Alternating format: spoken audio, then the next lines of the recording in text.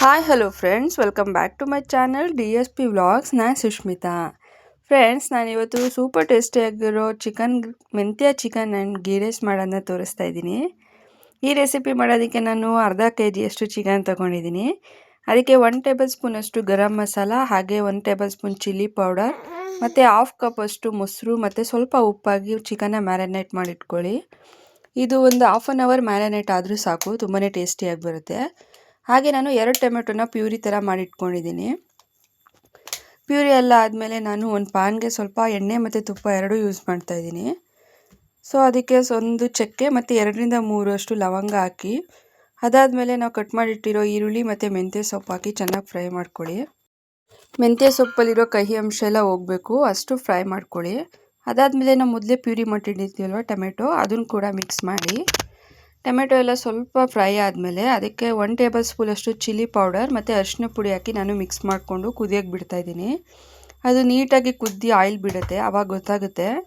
ಅದು ನೀಟಾಗಿ ಆಯಿಲ್ ಬಿಟ್ಟ ಮೇಲೆ ಅದಕ್ಕೆ ನಾವು ಮೊದಲೇ ಏನು ಮ್ಯಾರಿನೇಟ್ ಮಾಡಿಟ್ಟಿರ್ತೀವಲ್ವ ಚಿಕನ್ನ, ಅದನ್ನು ಮಿಕ್ಸ್ ಮಾಡಿ ಅದ್ರ ಮೇಲೆ ಒಂದು 2ರಿಂದ 3 ಹಸಿರು ಮೆಣಸಿನ್ಕಾಯಿ ಯೂಸ್ ಮಾಡಿ.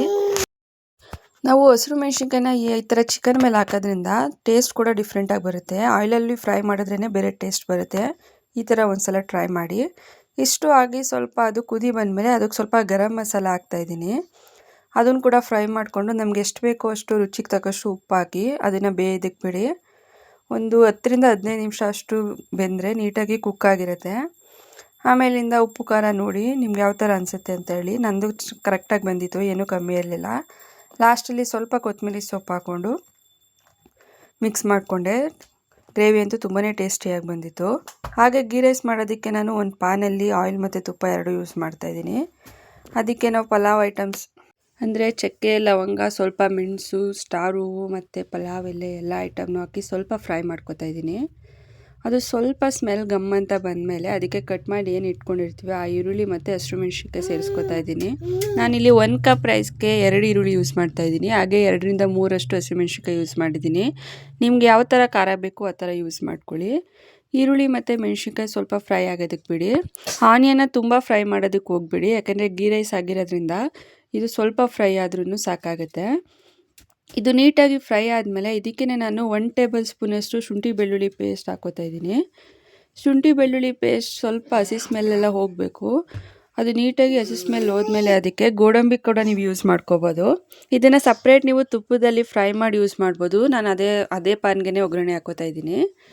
ಗೋಡಂಬಿನೂ ಹಾಕಿ ಎಲ್ಲ ನೀಟಾಗಿ ಮಿಕ್ಸ್ ಮಾಡಿ ನೀಟಾಗಿ ಫ್ರೈ ಮಾಡಿಕೊಂಡೆ. ಅದನ್ನು ಒಳ್ಳೆ ಸ್ಮೆಲ್ ಬಂದಮೇಲೆ ಅದಕ್ಕೆ ನಾವೇನು ಕಟ್ ಮಾಡಿ ಇಟ್ಟಿರ್ತೀವಲ್ವ ಕೊತ್ತಂಬರಿ ಮತ್ತು ಪುದೀನ ಸೊಪ್ಪು, ಅದನ್ನು ಕೂಡ ಸೇರಿಸಿ ಫ್ರೈ ಮಾಡಿಕೊಂಡೆ. ಹಾಗೆ ಅದಕ್ಕೆ ಅರ್ಧ ಕಪ್ಪಷ್ಟು ಮೊಸರು ಯೂಸ್ ಮಾಡ್ತಾಯಿದ್ದೀನಿ. ಕೆಲವೊಬ್ಬರು ಟೊಮೆಟೊ ಕೂಡ ಯೂಸ್ ಮಾಡ್ತಾರೆ, ನನಗೆ ಟೊಮೆಟೋಸ್ ಇಷ್ಟ ಆಗೋದಿಲ್ಲ, ಸೊ ನಾನು ಮೊಸರು ಯೂಸ್ ಮಾಡಿಕೊಂಡೆ. ಹಾಗೆ 1 ಕಪ್ ರೈಸ್ಗೆ 2 ಕಪ್ ನೀರು ಥರ ತೊಗೊಂಡಿದ್ದೀನಿ.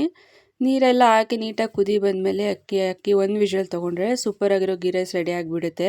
ಈ ರೆಸಿಪಿ ತುಂಬಾ ಈಸಿಯಾಗಿ ಮಾಡ್ಕೋಬೋದು, ಅಷ್ಟೇ ಕ್ವಿಕ್ಕಾಗಿ ಕೂಡ ಮಾಡ್ಕೋಬೋದು. ನಾನು ಹಾಫ್ ಆನ್ ಅವರಲ್ಲೇ ಇದನ್ನು ಮಾಡ್ಕೊಬಿಟ್ಟೆ. ಸೊ ನೀವು ಬ್ಯಾಚುಲರ್ಸ್ ಕೂಡ ಟ್ರೈ ಮಾಡಿ. ರೆಸಿಪಿ ಇಷ್ಟ ಆಗಿದ್ರೆ ಪ್ಲೀಸ್ ಲೈಕ್ ಮಾಡಿ, ಶೇರ್ ಮಾಡಿ, ಹಾಗೆ ದಯವಿಟ್ಟು ಚಾನಲ್ನ ಸಬ್ಸ್ಕ್ರೈಬ್ ಮಾಡ್ಕೊಳ್ಳಿ. Thank you.